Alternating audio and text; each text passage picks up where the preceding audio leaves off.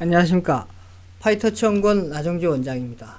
오늘 본격 주제를 논하기에 앞서 어제 발표된 추미애 장관 아들 수사 결과에 대해서 좀 말씀드리겠습니다. 지금 추미애 장관 그 1차하고 2차 병가에 대한 지금 휴가 명사가 없다고 그러지 않습니까? 군대에서 아주 위급한 상황, 특수한 상황에서 만약에 휴가 명령이 없는 상황에서 전화로만 휴가를 연장을 받았을 경우 사후적으로도 반드시 명령이 있어야 됩니다. 근데 지금 현재 사후적으로도 없는 것으로 확인되고 있는데, 이게 왜 이제 휴가 명령이 있어야 되냐면, 특히나 휴가 명령은 휴가하기 전에 이제 좀 발급이 돼야 됩니다. 휴가 연장이 되기 전에 이제 발급이 돼야 되는데, 왜냐면은 이 군에서는 이 명령을 통해서 사람 수를 세고 그 사람 수를 바탕으로 식사를 준비합니다. 그래서 이 인원이 맞지 않으면 식사 준비하는 거하고 이게 틀리지 않습니까? 그러면 상당수를 버리던가 또는 부족하거나 그런 문제가 있기 때문에 이 명령이 사전에 휴가 나가기 전에 사전에 반드시 있어야 되는 것입니다.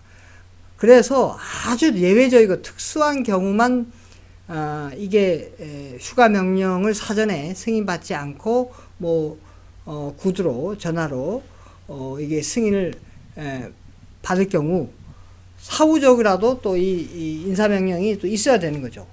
하여튼 간에 원칙상 휴가 명령은 휴가를 가기 전 또는 휴가를 연장하기 전에 사전에 명령이 나야 된다. 왜냐하면은 군에서는 하여튼 그 인사명령을 바탕으로 해서 사람 수를 세고 그 사람 수를 가지고 식사를 준비한다. 그래서 사전에 인사명령이 나 있지 않으면 그 식사 준비하는데 어려움이 있겠죠.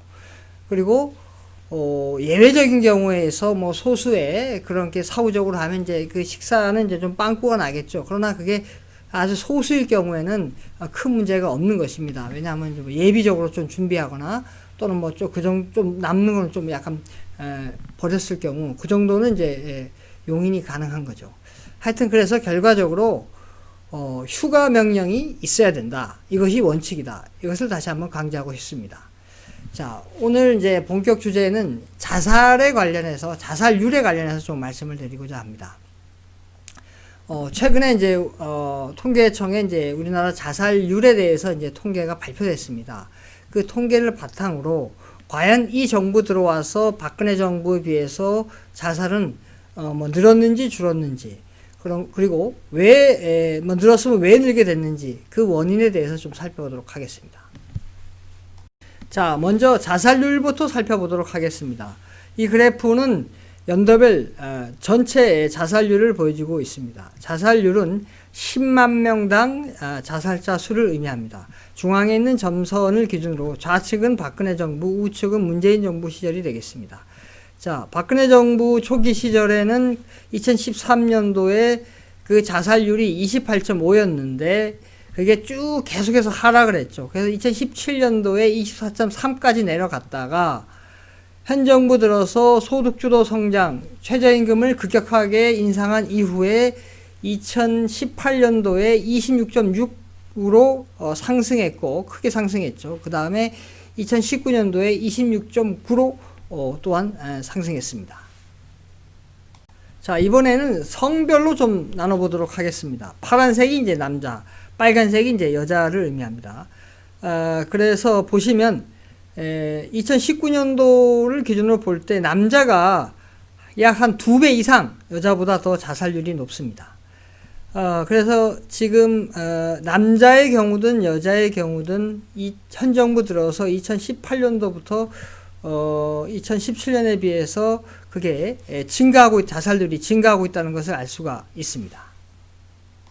자, 다음에는 이제 연령별로 좀 살펴보는데, 전체 연령 중에서, 이 현 정부 들어서 크게 늘은 두 연령층을 좀 살펴보도록 하겠습니다. 즉, 15세에서 19세, 20세에서 24세의 이제 자살률을 좀 살펴보도록 하겠습니다. 다른 연령층도 이제 전체적으로 다 현 정부 들어서 자살률이 늘었습니다. 그러나 이제 고령층의 경우는 이제 줄은 경우가 있고, 그러나 대부분 이제 이 고령층을 제외하고 다른 연령층에서 현 정부 들어서 자살률이 늘었다는 걸 말씀드리고, 자, 특징적으로 아주 많이 늘은 그런 두 개의 연령층에 대해서 살펴보도록 하겠습니다. 먼저 15세에서 19세 자살률입니다. 자, 보시면은 2013년도에 그 자살률이 7.9였고 2015년도에는 6.5였는데 2018년도에 이제 8.7로 이제 크게 뛰었죠. 그 다음에 2019년도에는 9.4로 이제 크게 뛰었습니다. 아주 기하급수적으로 늘었다는 것을 알 수가 있습니다. 자, 다음은 20세에서 24세 자살률에 대해서 좀 살펴보도록 하겠습니다. 자, 2013년도에 이제 14.5였는데 2015년도에는 13.2.